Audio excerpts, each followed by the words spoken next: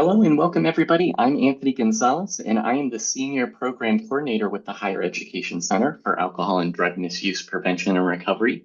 And I want to welcome you all today to our webinar titled Lessons Learned from Cannabis Peer Education, Challenges and Insights. Our presenters today are Dylan Precourt and Kaitlyn Burkhardt.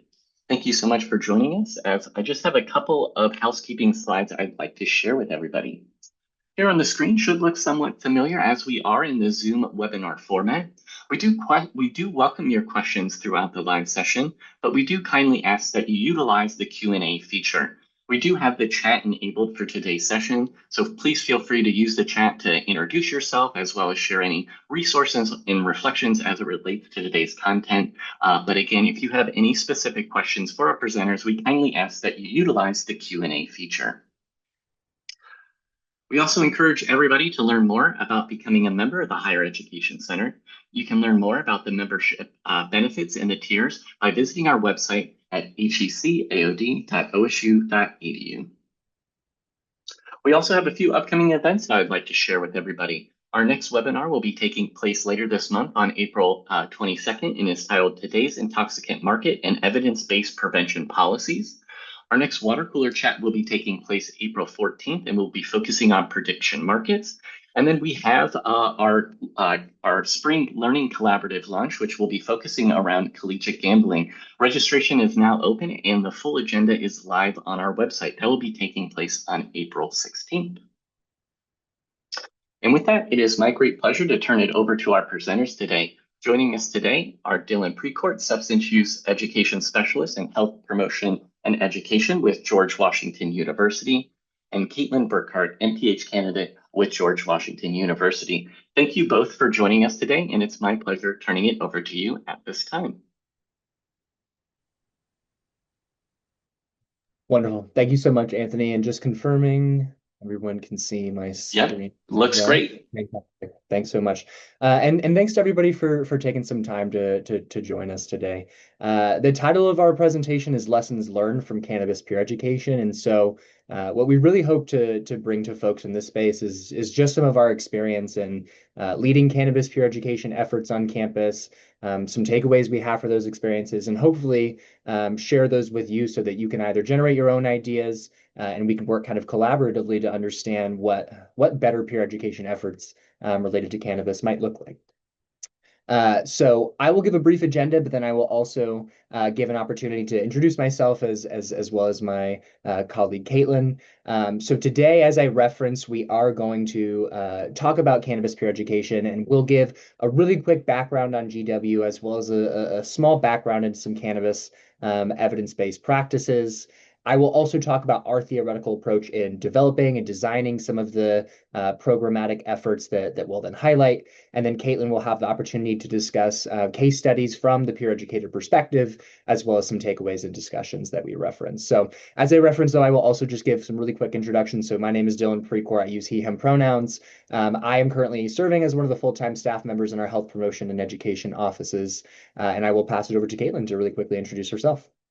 Hi everyone, I'm Kaitlyn Burkhardt. I use she, her pronouns, and I was previously the behavioral health specialist at the GW Health Promotion Office, but I currently work for Trust for America's Health.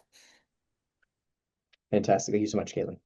So as I talked about, context, I think, is going to be really important in establishing this conversation, and establishing also why we chose the approach that we did or the approach that we move forward with in developing some of these peer education programs. In terms of GW's demographics, I think this will be relatively similar to most folks' campuses. We are a medium-sized university, about 11,000 undergraduate students. One thing that is somewhat unique about GW is that we have a rather large graduate student population. In fact, it's larger than our undergraduate student population. If we look at some other demographic features, though, we are predominantly female and a predominantly white institution. But one of the other facets that makes GW somewhat unique when we conceptualize some of these peer education programs is that the vast majority of our students are from out of state, and a large percentage of our students are international students as well. that has some direct impacts, but also has some indirect impacts. For example, about 31% of our enrolled students are of traditional college age. And so that very much changes the way that we need to conceptualize the breadth of the work that we do on campus. But I will say, for the purposes of today's conversation, when we talk about peer education, we really have been focusing, or our work historically has been focusing on our undergraduate residential student population. So that is more distinctly referring to our on-campus residents, which is about 7,000 undergraduate students, comprising about 70% or roughly 70% of our undergraduate student population. That population is split between two campuses. And so when we were working towards peer education efforts, we were generally trying to split between both campuses. But yeah, just some demographics here to kind of frame in terms of our thought process for developing some of these programs. And I'm going to pass it actually back to Kaitlyn to talk a little bit about the substance use culture at GW and how that, again, informs some of our decision making. Yeah, so just for everyone's context, I did my undergraduate degree at GW and I'm currently doing my master's degree. So I'm quite familiar with the GW culture. And we're a small campus in the middle of Washington, D.C. And if you're familiar with our nation's capital, that's about a 15-minute walk to the monuments, so right in the heart of the city. And we have a very unusual culture. I've had students describe us as nerds who like to party, which sounds a little silly, but in reality, it's a bunch of students who care a lot about academics, but they also go out Wednesday through Saturday at the minimum. Some students are even known to go out Sundays, Mondays, Tuesdays as well. And the primary place that students go to are clubs in the city. They're very easily accessible from a walking distance and public transport. And then there's also some frequenting of bars and small parties at fraternities slash dormitories. We have row houses for our fraternities and sororities, so it's not a big frat party like you'd see at OSU, but they definitely can get a little rowdy. And then we have easy access to substances on campus. Since it's a city right in the center, students have more than 3 dispensaries within a walking distance of campus. And med cards in DC are very easy to access. It takes about 5 minutes and an online form for people to get them. And then we have a large smoking population of both tobacco and cannabis. If you walk around our campus or in our dorms, you will definitely see at least one student at any time of the day smoking or be able to smell smoke somewhere on our campus. Mhm. Yeah, and that's posed a number of challenges for the work that we do on campus. GW, like many other institutions, does have a smoke-free policy, but I'm sure as many other folks have experienced, enforcement of that policy is particularly difficult, especially when you are in such an urban environment as our campus. So that also goes to inform some of the work that we've done as well. To give a little bit of context too, in terms of why we focus on cannabis or why that's been a large point of emphasis in our peer education structure, I pulled some data from the 2024 National College Health Assessment for GW. I'm sure that this is, or I'm sure that these numbers here are very similar for folks at other institutions. In general, cannabis is the second most commonly used substance among our student population. In that particular sample from the 2024 National College Health Assessment, about 44% of GW students had reported that they'd ever used cannabis. So again, that demonstrates that relatively common within our student population. It is not the majority, and that also goes to inform some of the ways that we discuss our work with our students. But still prevalent, its use is prevalent among our student population. If we would break that down further right into some of the advanced measures in the NCAA or the NCHA, we do see that of folks who are using cannabis, about 13.7% reported using on a weekly basis, 8.5% on a daily basis. And of those groups, right, about 12% did experience the urge to use daily. Furthermore, right, a decent portion of our students are experiencing either direct or indirect impacts or consequences as a result of their cannabis use. And what also stood out to us when we did that recent cycle of the NCHA is that 39.3% scored at either a moderate or a high risk rating on the assist screening that was built in to the NCHA. So cannabis evidence-based practices. This can be difficult. it can be difficult to assume and somewhat dangerous to assume in many contexts. But what I want to acknowledge is that in this context, I'm sure that many folks are feeling the same pressure that we were maybe feeling at GW. I just, grabbed a bunch of headlines of articles that I've either had the opportunity to read or things that have been sent my way. I've had my fair share of administrators or folks in our leadership team who have sent me an article saying, "Hey, do we have any plans? What are we doing for 420?" And I anticipate that's a real challenge, right, for many folks who are in this space. And it becomes difficult, particularly to balance, the real influx of information related to, well, we know the impacts of cannabis, right? And we know how important it is to act. But what do we actually do in terms of bringing right education, bringing prevention, bringing intervention services to campus? So there is a baseline that we can operate with, and for this, I really have a lot of appreciation for folks like Dr. Kilmer, for folks who work in campus drug prevention. There was a really great recent research article that talked about identifying evidence-based cannabis interventions. And so there are some things that we can scaffold our work around. I've listed some of those things here today, right? We understand that THC percentage is greatly increasing over time. We understand that cannabis does have direct impacts on cognitive abilities related to academic success. We have diagnostic criteria for cannabis use disorder. We also have the understanding that most college students are making the choice to not use cannabis. And we also understand that enforcement is an ongoing and critical piece of the work that we do, but smoke-free policies and just enforcing is not enough. So we have some of that framing in mind that can, again, help to inform some of the work that we do. But when it comes to evidence-based practices themselves, I think that we're getting stuck. And we're getting stuck for a great reason. When it comes to alcohol, we have matrices, we have things such as the College Aim NIAAA, which I will reference in my next slide. But when it comes to interventions, we have personalized feedback interventions and brief motivational interviewing. So think of eCheckup to Go, think of iChamp, which is the basics equivalent for cannabis use.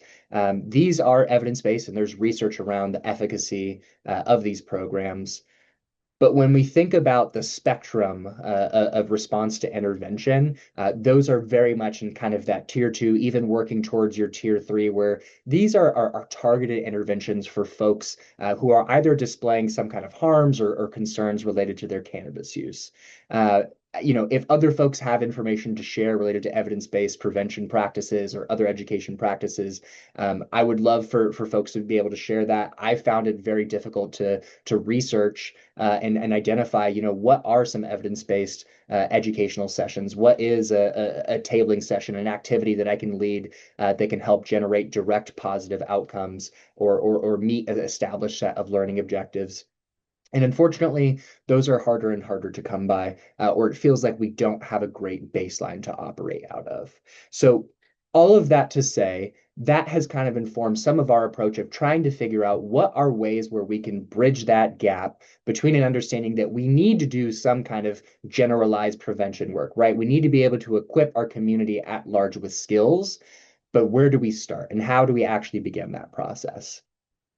So, I referenced earlier I was going to talk about the College Aim NIAAA, and I will because this is a really fantastic document. If you are not familiar with the NIAAA College Aim, I really encourage you to look this up after our session. I included kind of a screen grab here of what this matrix actually looks like, but essentially it's gathering research and information, and it puts different types of interventions and programs together into a matrix that helps folks on campuses decide, which interventions are going to be effective in terms of addressing harmful and underage student drinking. This has been a fundamental tool that we've used consistently at GW to help us understand, are we applying, efficacious programs? Are we making sure that we have a proper spread of our programs across campus?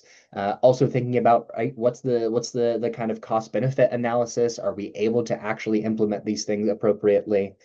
And this is a really, really fantastic tool. And I've heard many folks in the space say, why do we not have something like this for cannabis, right? Where is this kind of research? Where is this kind of tool as it relates to cannabis?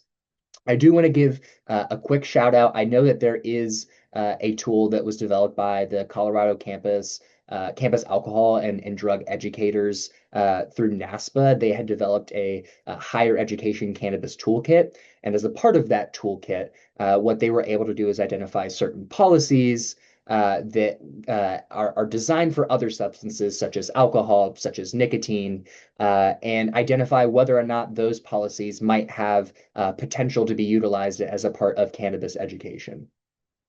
And that really kind of inspired us to think, well, if folks are able to take some policies, if they're able to take some of these evaluation practices right and identify whether or not an alcohol educational program and that structure might be effective for cannabis, why don't we try and take some of the skills from College AIM, from some of the other research that we have related to alcohol, and see what, if anything, can be applicable for cannabis education.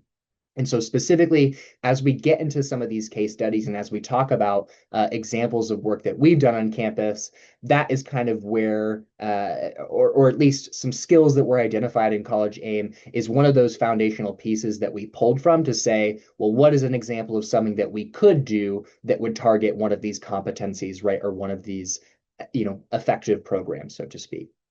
So we specifically looked at some targeted interventions and frameworks for those interventions when we were designing or ideating on what kind of programs we might be able to lead on campus.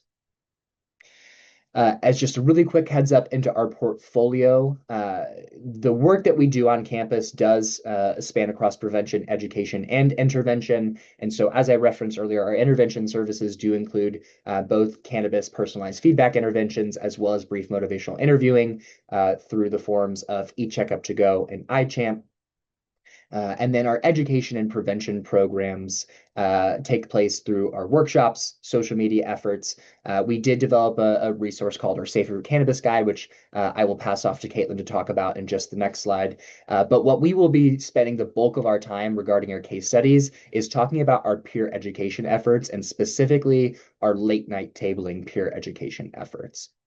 So all of that serving as some context in terms of our thought process of how we got to designing some of these programs. And I will pass it back to Kaitlyn for just a quick couple slides to talk about the Safer Cannabis Guide. Thank you, Dylan. So as we mentioned, this is kind of our tangible item that we have at our cannabis tablings. The goal here was to provide some low-lift education, a way to give students some resources, and also to pique students' interests. As you can see, it has a very fun design. Students are always very intrigued by the little guy we have up in the corner and also just the messaging that we have on the trifold. Some things that I want to point out on here is our focus on harm reduction principles. So as you can see, we use safer, more reliable, and our pro tips section is focused on ways that if students choose to use cannabis, how can they do it in a more safe manner? We also have in the middle here a area to connect with care if students want it, and specifically pointing out the are you or a friend. We don't want to make students feel like they're being targeted for any reason and kind of have that out to say, oh, it's a friend I'm concerned about instead. Next slide, please. And then this is the back of our trifold. We have our amnesty policy at the bottom on the left, and this just gives some information about GW rules, and also if students are concerned for their health and safety, know that they can call for help and get help from our free ambulatory services on the GW campus without getting in trouble.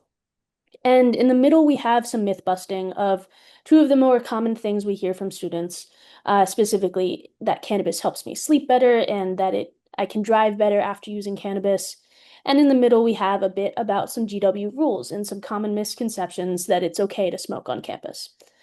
And then, as Dylan mentioned, actually Dylan did not mention, but one of the things that we pull from is the tolerance break guide from University of Vermont. And this is often our last thing that we give to students before they walk away. And kind of tie it into our tabling and go, if you're considering maybe changing your use, why don't you check out this guide called a tolerance break? And since it's a 28-period intervention, it can give people like a short-term task to do rather than changing their use long-term. And so that's always the thing that we want to leave students with as they're walking away. Yeah, absolutely. The College AIM and IAAA is a fantastic resource, but also the Tea Break Guide through the University of Vermont is another fantastic resource if folks have not had the opportunity to work with that yet. So again, trying to lay some foundations here. I'm going to talk a little bit about our specific framework as it results to peer education, and how this framework also informs the way that we approach the case studies in our cannabis programs that we'll discuss later. So our strategic framework is loosely based around the socio-ecological model. So we have different targets or different intentions based on the level representing the socio-ecological model. When it comes to our cannabis programs, when we have actually done the educational tablings and our prevention-oriented sessions, a lot of that is going to incorporate our peer educators as either interpersonal or individual leaders in those spaces to develop skills, to build awareness, and to educate just on baseline cannabis, cannabis topics and harm reduction. When we actually are tabling, though, we're more focusing on kind of our skills-based learning model. And so with the socio-ecological model, we recognize that we want to be able to provide students with accurate and accessible information, but we also want to provide opportunity for skill development and some hands-on practice. And so that in particular informs some of these specific skills that we try and highlight in most of our sessions, but we generally also might pick or choose depending on what makes most sense for the specific topic.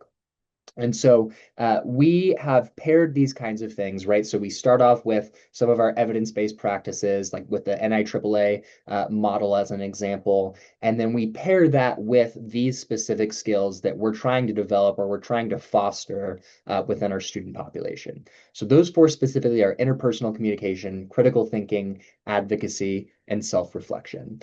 When we break this down a little bit further, right, an example of how we might approach cannabis education through the interpersonal communication, through the interpersonal communication lens, right, that relational communication might be, hey, I might not want to smoke now, or, I might need X, Y, and Z in this moment. I would really appreciate if you did not smoke in the room. I think that can also come up in our conversations around conflict communication. I didn't like it when you brought cannabis into our room, right? I'd really appreciate if you gave me a heads up in the future if you were going to smoke and come back to the room. Thinking about how we can equip our students with space to be able to develop some of those language and those skills around their communication of, do I feel comfortable in using this substance? Do I feel comfortable with folks around me in this space using this substance? And how do I kind of identify that risk tolerance, right, or that threshold for response? When we think about critical thinking, I mean, this can kind of be boiled down to something as simple, right, as that myths or facts section on our safer cannabis guide. What is maybe a marketing strategy or a tactic from a local dispensary to say, hey, this is really great for your anxiety, right? Maybe we want to do more research into that. How is this actually going to impact me? What do I notice after using cannabis? Developing your own risk tolerance is another great example of some of the case studies we'll delve into a little bit. What is your actual desire of using this specific substance? What does that look like? We talk about advocacy, and so this can form or this can show up in a couple of different ways, right? It could be personal advocacy of, I don't personally feel comfortable with having cannabis in my space. I don't personally feel comfortable with using cannabis, or I do, but I want it to stay within these boundaries or stay within these parameters.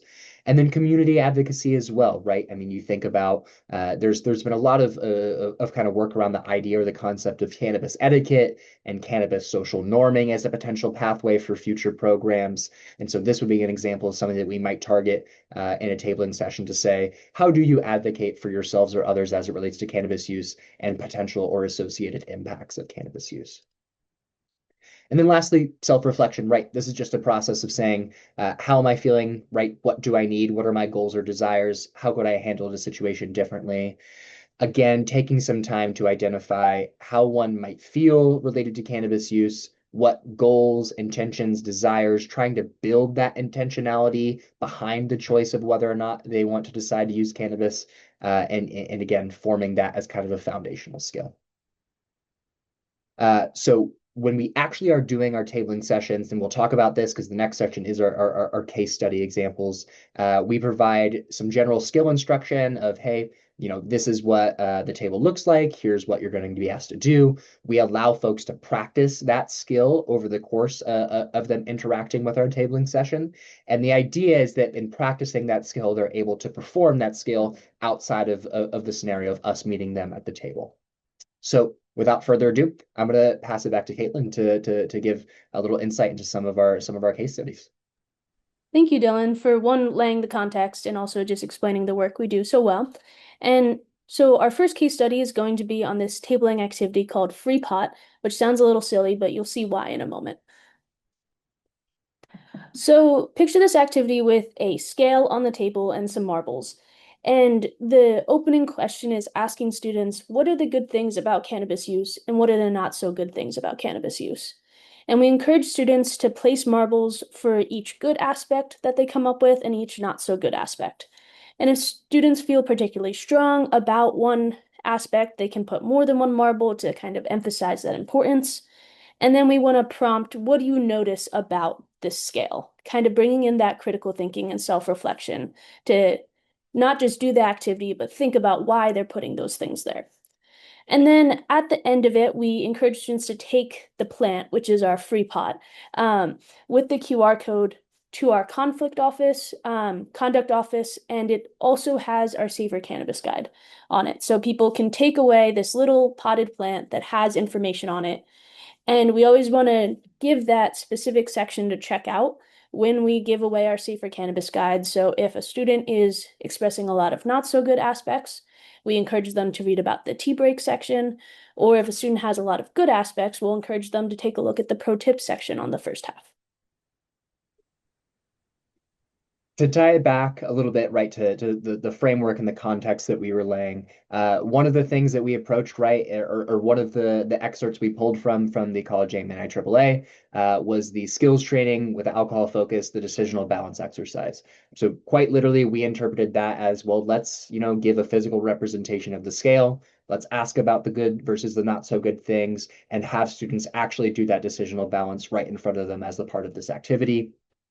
When we think about what skills we were trying to emphasize for folks, as Kaitlyn referenced, self-reflection and critical thinking were those two primary skills that we were hoping for folks to be able to practice as a part of engaging with us. So now to get into the actual logistics of the activity, and so you can kind of see what it looks like. We have a scale here that was just a cheap kids scale from Amazon. And then we have some marbles, specifically flat marbles, just on a purely like logistics aspect. And then at the top here, we have our free pot, which is a little potted plant in a cardboard box. And then you can get your own advertising / branding on the box on where that sticker is visible. And this was a pretty low lift activity. Our office didn't spend too much money on it, but we did partner with our conflict education and student accountability office, and they provided the free pot. And so it kind of balanced out our activity there a little bit. So I encourage you to find some partners where you can. And then for the staffing of the activity, we had 2 peer health educators, which were our undergraduate student staff. And then we had 1 subject matter expert or a more experienced educator at the table. So that was either Dylan or myself or another graduate student, just so that we could help out the undergrad students if they were in unfamiliar territory or didn't know the answer to a question and needed a little bit of help. So here we have a picture of our actual scale with our marbles. And this is just some observational data from our time implementing the cannabis decisional balance. So we had 165 students across 3 dorms. 2 of the dorms were upperclassmen, and then 1 was a freshman-only dorm. And we held this tabling event on a Thursday from 6 to 8 p.m., so really settling into that late night time period for our tabling. So here we have kind of a decision tree showing how our peer educators might navigate this tabling. So we start with that opening question about the good things and the not so good things. And there's 2 paths that students can go down. So if they're saying a lot of good aspects, we kind of encourage students to think of, do these good aspects outweigh those not so good aspects? And that key question, why? To think further than just the activity. And then if students are really putting a lot of good aspects, and really aren't putting any not so good aspects at all, we usually go, "Thank you for sharing. I'm happy to hear that you've experienced a lot of positives. Why do you think you've had so much success? Any tips or tricks that you've seen?" And that way, students, once again, are self-reflecting, not just thinking, "Oh, there are good aspects of cannabis, I don't know why," but thinking about why it works for them, what decisions did they make that make it work for them. And then on the other side, we have our not so good aspects. Similar question of, do you think these not so good aspects outweigh the good aspects? Trying to encourage change talk. So trying to just urge students along the stages of change model, getting from pre-contemplation to contemplation. And depending on what their answer is, we always like to ask whether something surprised you. We've had students who put a lot of not so good aspects and then kind of looked afterwards and went, "Huh, I didn't realize that there were so many there." Um, and then depending on how comfortable a student is, going into the what do you think you might do differently or change about your cannabis use related to those not so good aspects. And so here's a little table that we provided for our peer health educators to have a list of potential good and not so good aspects. You'll notice that not everything on here is evidence-based because we're going more for what students will say, less so what is actually true, but we do have a mix in here. The main one I want to point out is that we have improved sleep on the potential good aspects, which we know is not true, that cannabis disrupts the REM cycle, but a lot of students say that it helps them fall asleep at night. But then we also have the poor sleep quality on the not so good aspects. So trying to capture that whole spectrum of answers that students might say. And then our peer health educators also have this list. So if students aren't participating and they need to probe them, they have some answers that they can pull from to be like, "Hey, I know this is a good aspect," and start the activity for the students. So now we're going to go into some observations we noticed about the activity. Our first observation is that students appeared uncomfortable at first, but relaxed when the peer educators participated as well. I just mentioned that that table was good for getting the peer educators to start the activity, but a lot of students were just hesitating to begin. Either they didn't know the answer or they just were kind of unfamiliar with an activity like this.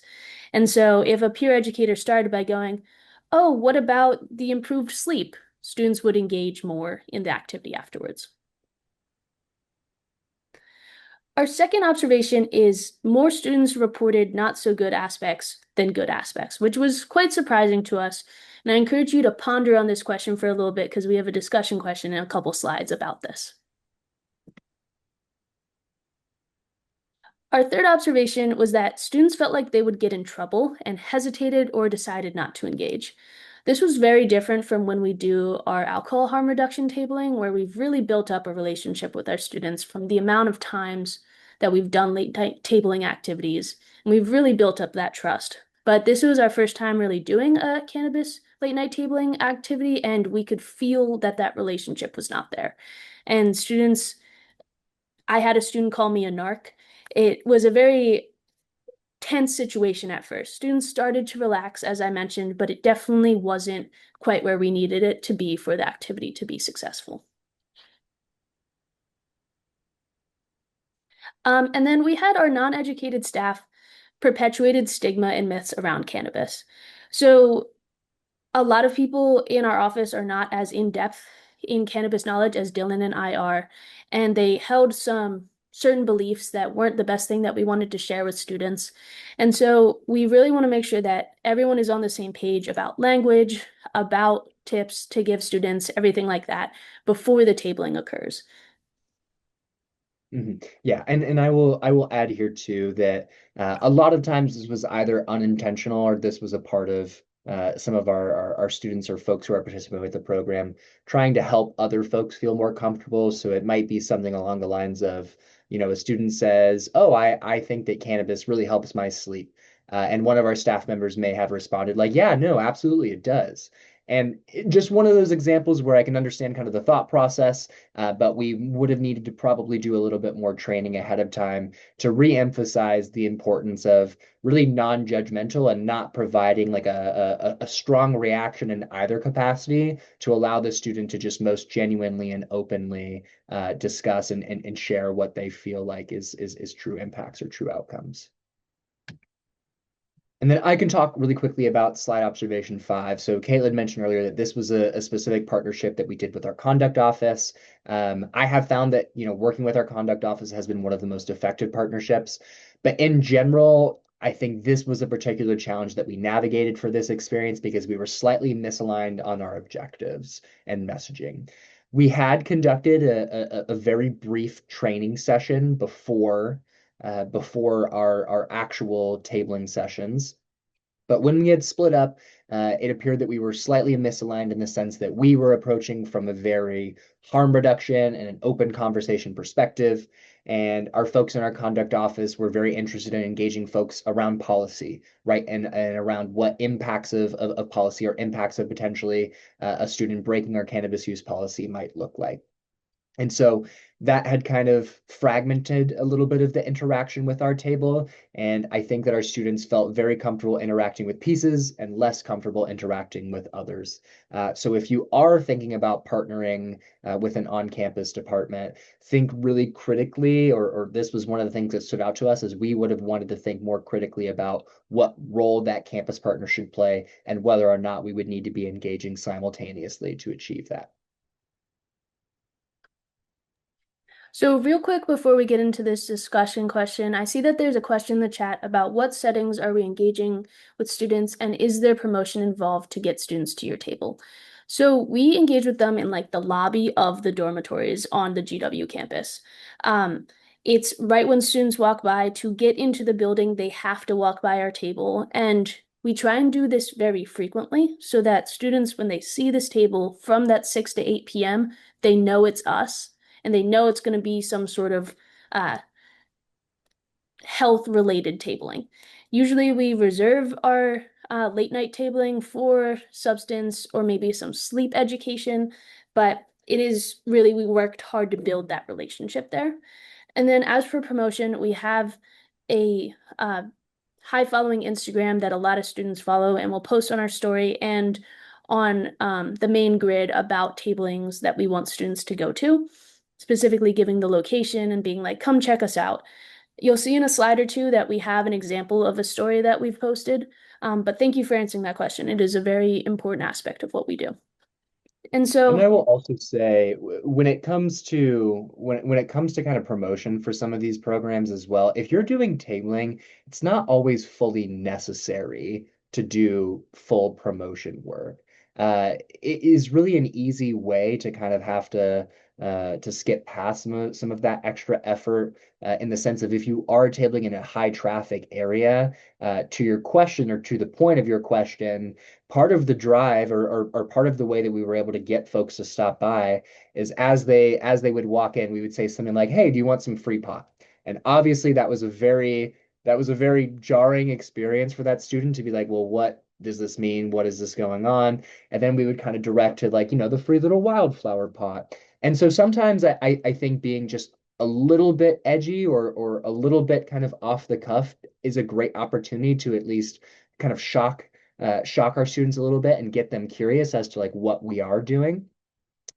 So that can also kind of help to circumvent some of those promotional needs is just having a really easy or really quick or really witty kind of catch line to catch folks as they're walking in.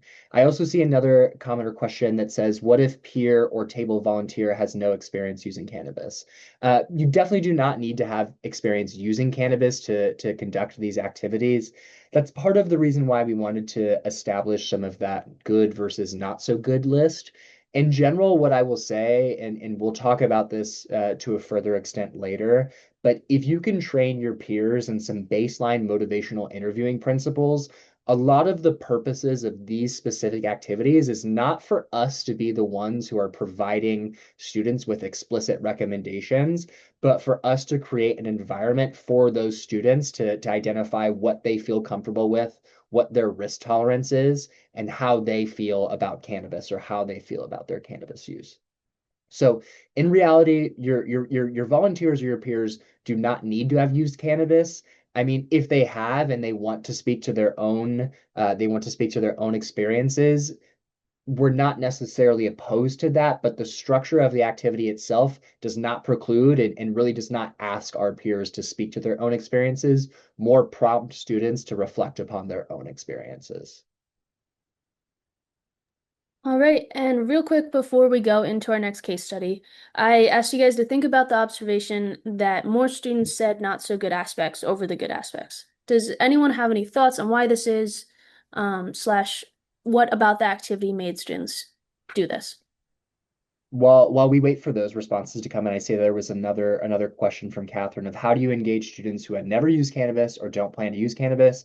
This is a fantastic question, right? We talked about earlier, the majority of students do not use cannabis. So how do we engage those other folks? Typically we'll approach this or we'll try and navigate this by Kaitlyn referenced earlier on our Safer Cannabis guide, we have a point of are you or a friend experiencing harms or challenges related to cannabis use? So for free pot as an example, we ask them, what have you heard are the good things about cannabis use? What have you heard are the not so good things about cannabis use? And that way, it's less emphasis on, oh, I might have to self-disclose or self-describe what I've experienced, and more are, well, what are some of the general good versus not so good things that you've heard? In terms of keeping folks engaged through that process, we also approach it again as just, this might be good information for a friend or for you to be able to let someone else in your life know. But in general, I think that language choice of like, what have you heard? What might be some examples is a good way to help engage those folks as well. And Kaitlyn, I mean, you can hop into this as well. In my experience, when we've led with that framing, even though folks have been like, oh, I don't use cannabis, they've still seemed really engaged because they're curious about what, the table is and kind of the breakdown of going through the full activity. Yeah, we'll talk a little bit more about that question specifically on our next case study, but I see some answers to the discussion question in the chat. First one is that we're a health-related office, and so they felt like it was the safer route to go. Definitely played a role. As I mentioned, students were uncomfortable at first because we haven't built up this relationship for cannabis use specifically. Um, when we table about alcohol, we don't find that students are hesitant to answer all the good things that they like about it and things like that. It was definitely about that trust that we haven't built up. And then the second thing is that a lot of the not so good stuff is all over the news, easier for students to repeat back. Definitely, I know that a lot of students had some policy related things that they set up, which is set about the not so good aspects. Students very easily responded, oh, it's not allowed on campus because they've been told that a bunch of times. And so it definitely was a lot easier to answer those not so good aspects than the good aspects. One So of one of the other things that I'll add here too is that it's also possible and based on what we'd seen that students do just identify more negatives, right? Or more of those not so good things. And that could just be the plain reality.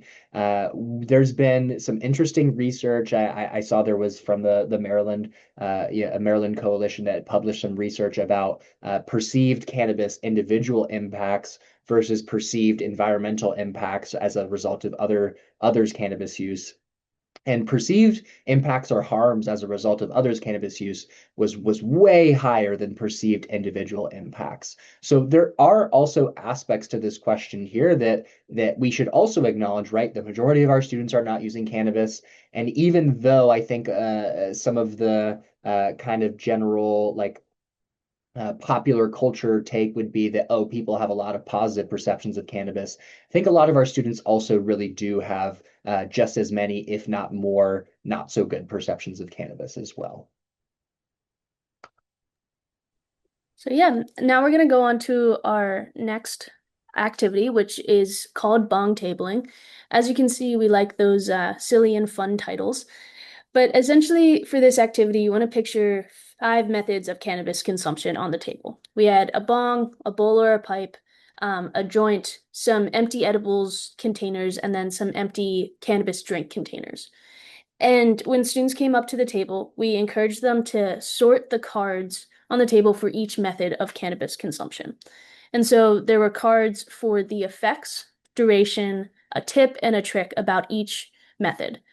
And then some cards applied to more than one method, so it kind of gave students an opportunity to really think through it and kind of guess.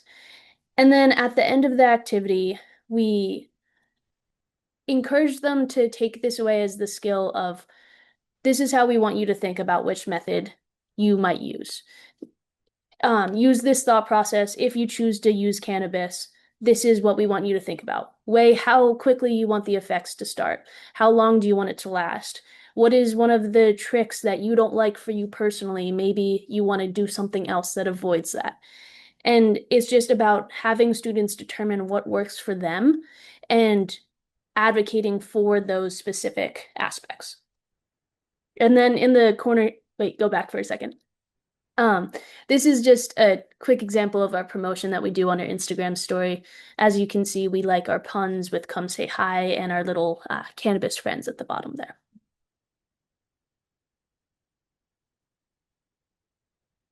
You are on mute. Yep. Tying it back into some of these frameworks that we were developing, right? And just picking something and trying something. The piece that we had picked here was the protective behavioral strategies piece from the NIAAA, and we paired that up with our identified skills of critical thinking, self-reflection, and advocacy as it relates to this particular activity.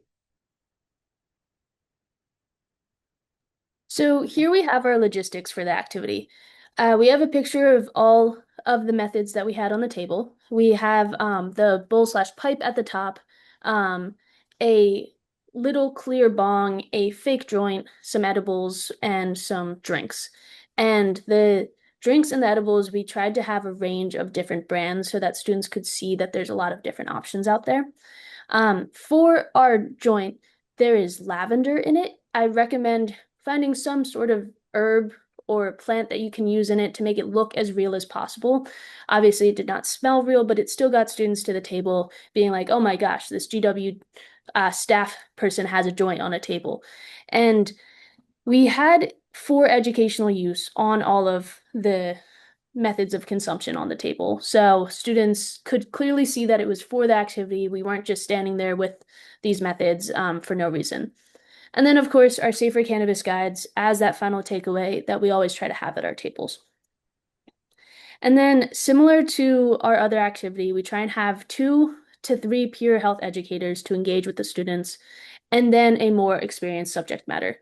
I can't stress this enough that a lot of our students felt at least somewhat uncomfortable with doing this activity on their own, and they felt like they needed someone else there to take it the next step further. So here we have a picture of our tabling. As you can see, we have the methods lined up on the table and the cards in front of them. And there are our 3 lovely undergraduate peer health educators. And we held this in an upperclassman dorm in front of our dining hall. So you can see stairs right behind us. That is how students entered the dining hall. So they had to pass us if they were going for dinner. And we held it from Friday during that 6 to 8 p.m. slot like our other one. So here is our effects and duration cards for our inhalation methods. So you can see they're all the same for these aspects, and so students didn't really have to struggle too much with these cards. And then for our ingestion methods, they're very similar, but there's a slight difference. We have for the drinks that it's a slightly quicker effect. Now, this isn't based on really a lot of research or anything like that, but this is how the companies advertise their drinks, and this is what we hear from students about how they're different from edibles. And so we wanted to make that distinction, but we do talk with students about how it can be different for everyone. Next slide, please. And then here we have our tips and tricks cards for our inhalation methods. The first row is our tip. This was generally something that could make a student's consumption a little bit safer or easier for them. As you can see, some of these can be applied to more than one. Specifically, the THC is absorbed in seconds, so there's no need to hold it in your lungs. That can apply for any of the inhalation methods, but we just placed it there to get students thinking about it. And then at the bottom, we had our tricks. The thought here was something that students might not know about this method, or a way that people get caught up or see some of the harms from cannabis, such as inhaling or creating a burning hazard from pieces of cannabis in the bowl. Next slide, please. And then these are our tips and tricks for ingestion methods.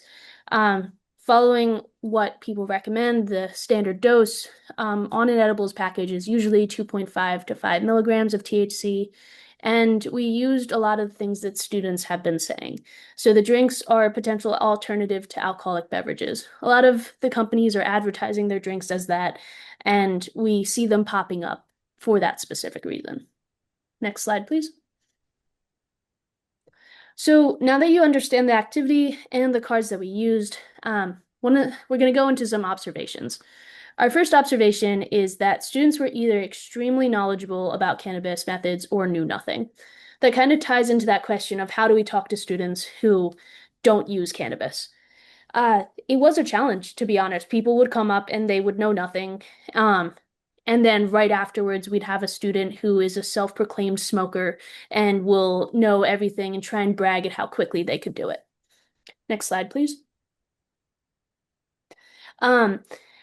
I recommend you think about very thoughtfully like where you do your tabling. In hindsight, I guess we should have predicted this, but tabling in front of a dining hall on a Friday night in an upperclassmen dorm from 6 to 8 p.m. led to a lot of students engaging with us high and openly admitting that. Like they'd walk in and go, "Oh my gosh, no way you guys are doing this. Guess what I am?" And some variation of that and started engaging with us. And yes, we were glad for the engagement and for students to be excited to talk to us, but it did make it an uncomfortable situation for our peer health educators who didn't really know how to respond. It made it harder to be as professional in that scenario, and it was definitely something we did not anticipate, at least to the extent that we saw it. Next slide. And I will add something too, as somebody who's done tabling on 420 in the past on a Sunday. This was very much my experience during that day and during that tabling session as well. And so I think something just to, again, as Kaitlyn noted, right, think about, especially if we want to provide an opportunity for folks to discuss harm reduction methods or methodologies, it might be important to engage folks before a time period or before a day that they might be engaging in said behavior. Real quick before we go into this observation, I see that there's a couple things in the chat that I just want to address real quick. One, that this case study sounds like we might be encouraging cannabis use by teaching them different use methods. That definitely is a concern, but we do know from the large research with harm reduction is that giving people information does not change their behavior. And so we know that this is not going to cause students to start using. If someone is choosing to use cannabis, there's a million other reasons why they've decided that, and us telling them that these are the ways you can do it and here's how you do it in a safer manner shouldn't affect their behavior change. And then for I can hop into Kaitlyn because I will also note to this comment that was a large concern of ours beforehand is how do we not send a mixed message here, right? Of providing education along with the message that says, hey, it's okay to have, your bong out in the middle of the dining hall. So it's something that was at the top of our mind, right? And what I want to also emphasize is that when we've been trying and testing these programs, that's what we're doing, right? Is testing these things to see how effective are they? Do they work? Do students engage with us? Are we able to actually make progress towards our learning outcomes? So some of the things that we tried to do to not encourage mixed messaging is, again, have our peers really enforce that it is a choice to use cannabis. And if you make the choice to use cannabis, here's some information that might be used to inform that choice. And so we have that as kind of one of those consistent foundations for folks to engage with. But then, as Kaitlyn noted, right, a lot of our work is we do approach it from the harm reduction angle. And even for students or folks who might, not have experience using cannabis, we approach it from the lens of, hey, is this something you might want to be informed on, whether it's for, another person, a friend, someone in your life who this information might be valuable for. To also tie this back to another piece, right? We referenced that advocacy was one of those skills that we really want to build. So even if a student is not the direct party, how are they able to gain skills, to gain information, to advocate for others when that time might be valuable? So real quick to go through these observations and then we'll get to our challenges and insights. The difference between a tip and a trick were not very clear to students, which was surprising to Dylan and I because we spent hours trying to like formulate this activity. But in reality, we kind of got lost in our own thoughts there, and maybe there's a better way to frame it for students. Next slide, please. And then finally, for our last observation, the activity appeared too long and discouraged participation. So there was a lot of students who saw the amount of cards on the table and they thought, oh my gosh, I don't have time for this, and they walked away. But there was also students who thought that and participated, and it went a lot quicker than they thought. The activity didn't actually take too long, it just kind of looked like that, and so that was a barrier for entry. So we're going to skip this discussion question because I want to get to our challenges and insights and leave some time for questions at the end. But just to sum up what we found across both activities is that number one, the average student knows significantly less about cannabis than alcohol. There's not really that baseline knowledge that we see when we're doing alcohol tabling. And it is definitely challenging trying to meet that wide range of people who know next to nothing and people who know a lot. Two, I mentioned this a little bit. Students who regularly consume cannabis like to show off their knowledge. They kind of walk around bragging. It's an interesting dynamic that you really got to prepare your peer educators for. Three, students find cannabis activities funnier than alcohol activities. They don't take them as seriously. Maybe it's because it's less widely used on our campus, or maybe because our trust isn't built up yet and laughing is an easy way to break that awkwardness. Don't know, but either way, preparing your peer educators for that will help them navigate a scenario where a student's kind of laughing at them. Already mentioned this, students frequently admit to being high during our cannabis tabling activity. That is not something we notice with alcohol. Students don't come up to the table and go, oh my gosh, I'm so drunk right now. It's definitely something that's unique to this substance. And then finally, Dylan touched on this a little bit, but all of these activities were created from scratch with lots of trial and error. In reality, these kind of just came from my brain. And we workshopped them and tried to make them work, but there's a lot of things that didn't work about them, and there's a lot of things that we need to change, which was the goal of this presentation, to tell you guys what we did, what didn't work, what did work, and maybe you can take this away and go, let's implement this for our campus. Maybe it'll work with our students. And then just to build off on some of our recommendations we have for you guys is that you want to engage students in the design process. So not just your peer health educators, but maybe some students who don't have anything to do with your office. As I mentioned, the tips and tricks didn't make sense to other students. I think that if Dylan and I had involved some more students in it, we probably would have gotten that a lot sooner in the process. Two, carefully consider the date, time, and location of the tabling. That doesn't matter as much from when we did alcohol tabling. We could kind of go anywhere and we'd have some successful results. But it was very clear with cannabis tabling that it mattered where we went, what students we were engaging with, and what day of the week we were doing it on. Begin with high-level education. Since students don't know a lot, kind of just cover the basics. Don't go to a more complex activity like when we do alcohol tabling where we start to teach students about BAC and the next level of that skill. You guys start from step one. Train students and staff in cannabis education and motivational interviewing and the classic ORs for listening before tabling. These activities are more heavily based on conversation than the alcohol activities, and students got to be prepared to probe the people who are coming to the table. And we've talked about it, there's a lot of misconceptions about cannabis, so be prepared for students to have these ingrained ideas about cannabis and think about how you can talk to them about it without necessarily shutting them down. And then finally, try again and again and again. Our activities didn't make sense at first. They were just half-baked ideas at first, and we really worked on them a lot to find a way to implement this. And so if you're choosing to do these activities on your campus or something similar related to cannabis peer education, don't feel discouraged because we were there. It was a hard process, but we found something that worked for our students. Fantastic. So we're going to skip this discussion question as well. I wanted to put our contact information up on the slide. I am more than happy to share slides with folks So please feel free to reach out should that come up. I do want to address the two questions that were in the chat, and I'll monitor to see if new ones come up. Have the first question, right, of have students walk past our table, assuming that we're promoting cannabis, and how do we navigate that? This has happened a lot, at least with our alcohol educational tabling sessions as well. The answer to that question is yes. And the way that we've just tried to approach it in the past is by just quickly correcting and still offering that if they want to engage, right, we're here to share some information. I think we've had the specific question, right, of, oh, are you guys selling alcohol? Nope, we're not selling alcohol, but we'd love for you to stop and participate in our activity, right, and answer a couple of questions. I don't know if that's a great response. That's just the one that we've workshopped with and tried to keep them engaged.